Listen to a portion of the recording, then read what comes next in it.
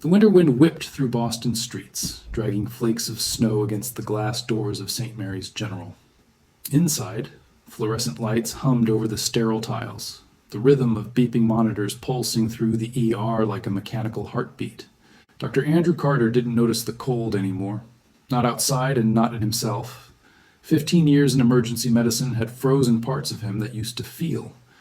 The man once known for holding a patient's hand through fear now moved like a ghost in scrubs, efficient, precise, detached. "Morning, Dr. Carter," a nurse called as he walked in, coffee in one hand, chart in the other. "Morning," he muttered, scanning the ER board. 4 trauma cases overnight, 1 cardiac arrest, 1 uninsured patient still in triage. That last line made him pause. Uninsured meant unpaid. Unpaid meant pressure from administration. He'd heard the lecture enough times. The automatic doors hissed open again. A frail woman stepped inside, clutching a worn coat tight around her thin frame. Her hair was streaked with silver, her shoes soaked through. In her arms, a small boy, maybe 7, shivering against her chest. "Please," she gasped, voice trembling. "My son, he's burning up. I've been to 3 clinics. They said they couldn't take us without insurance." Andrew didn't look up immediately. He'd seen the scene too many times. Desperation walking in from the cold. He gestured toward the nurse's station. "Ma'am, take a seat. Someone will—" "Please," she interrupted, stepping closer.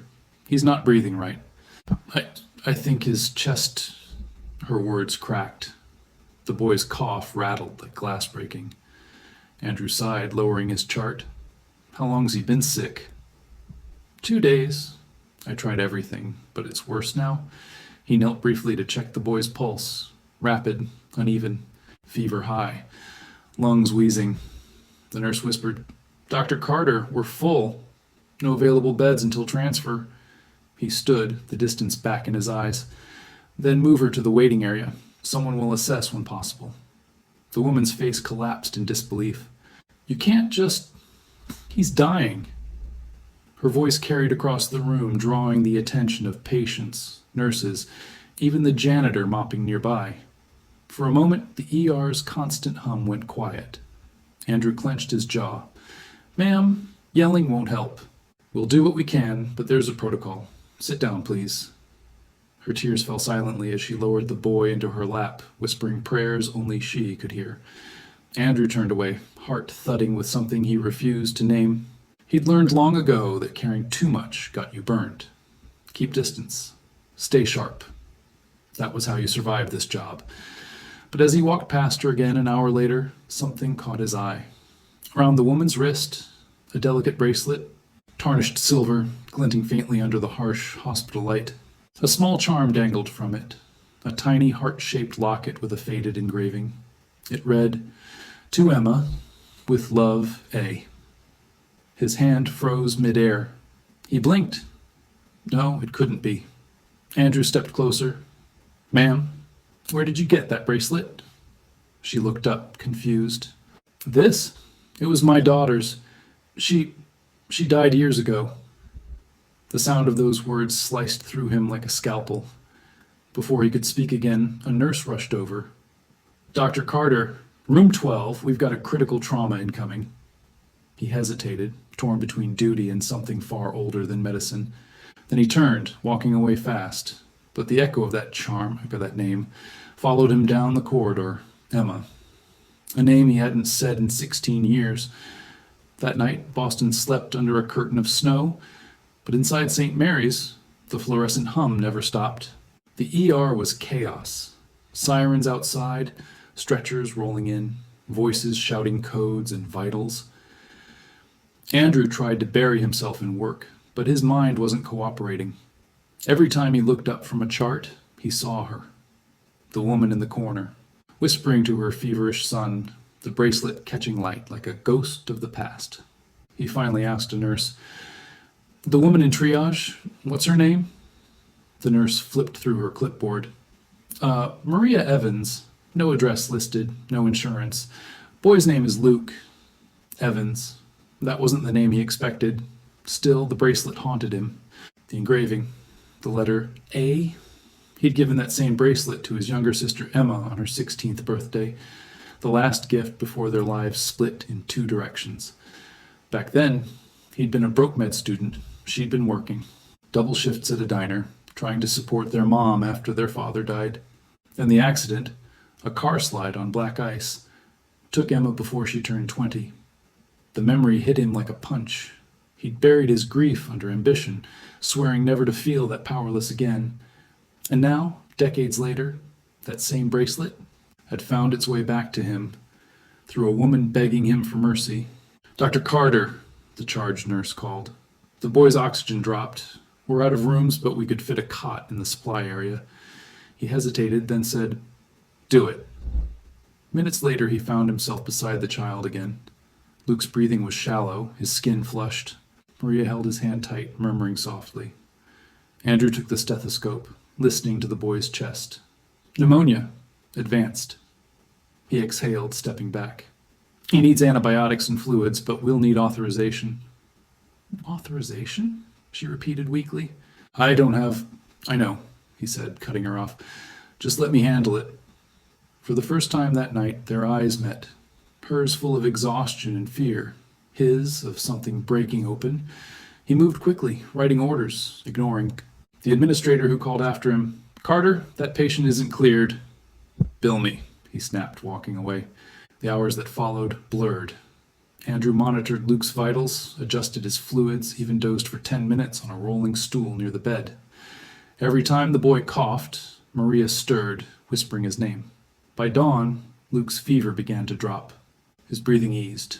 Relief washed through the room like sunlight creeping past the blinds. Maria looked up at Andrew, eyes wet. "Thank you, doctor.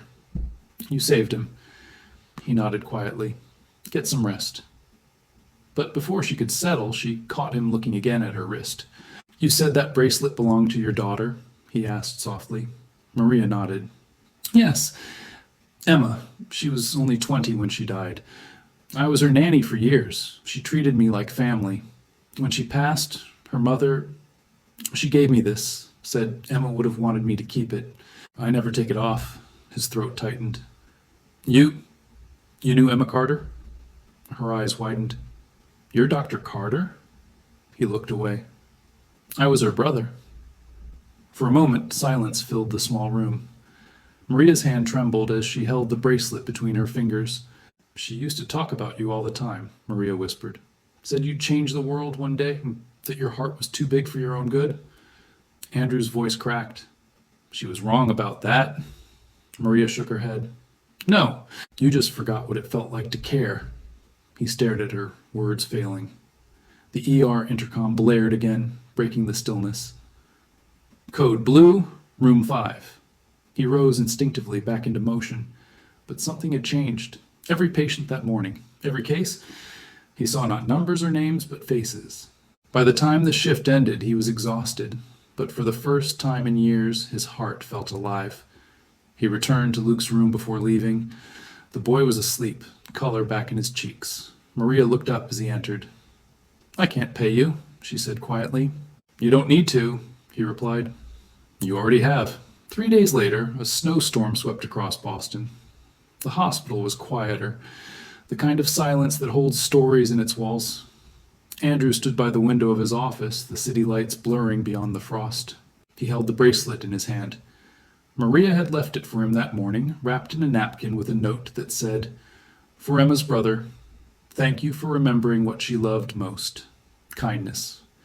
He turned the locket over, tracing the engraving with his thumb. Inside, the tiny photo still remained. Emma at 16, smiling in the sunlight, her eyes full of life. A knock on the door pulled him back. It was the hospital administrator. "Carter, about the unauthorized treatment last week." "I'll cover the cost," Andrew interrupted. "Oh, don't take it out of the staff budget." The administrator frowned. "It's not just about cost. You broke protocol." Andrew smiled faintly. "Then maybe it's time we rewrite it." That night, he walked out into the cold, his coat collar turned up against the snow. But instead of heading home, he stopped at a small clinic across the street, the one that had turned Maria away days ago. Inside, The waiting room was empty except for a flickering TV and an old receptionist knitting behind the counter. Andrew approached. Hi, I'm Dr. Carter from St. Mary's. I'd like to sponsor a community fund for patients who can't afford treatment. Anonymous donations, no red tape. The woman blinked. Are you serious? He nodded. Completely. Over the next months, that fund, quietly called Emma's Hand, began covering treatments for dozens of families who otherwise would have been turned away. Maria and Luke moved into a small apartment nearby, and every Sunday they'd stop by the hospital with homemade bread for the staff. One afternoon, Andrew found Luke drawing on a piece of paper in the waiting area. What's that? He asked. Luke grinned. It's a bracelet. For you, like Mom's. Andrew smiled, his eyes wet. It's perfect, kid. As he walked back to his office, he caught his reflection in the glass. Tired, older, but somehow lighter. The world outside shimmered with falling snow, and for the first time in years, he didn't feel alone. That night, he placed the bracelet, Emma's bracelet, beside a small donation box in the clinic lobby. A sign above it read, "For anyone who's been told no when they needed yes." He stood there a long moment, the hum of the heater blending with the quiet shuffle of footsteps behind him. Maria and Luke, watching from the door. Maria whispered, "She'd be proud of you." Andrew nodded. "I hope so." The camera would linger there, on his hand resting against the bracelet, the light flickering over his face before fading to black. Moral. Sometimes life gives us back the same mercy we once denied. True healing begins the moment we choose compassion over protocol.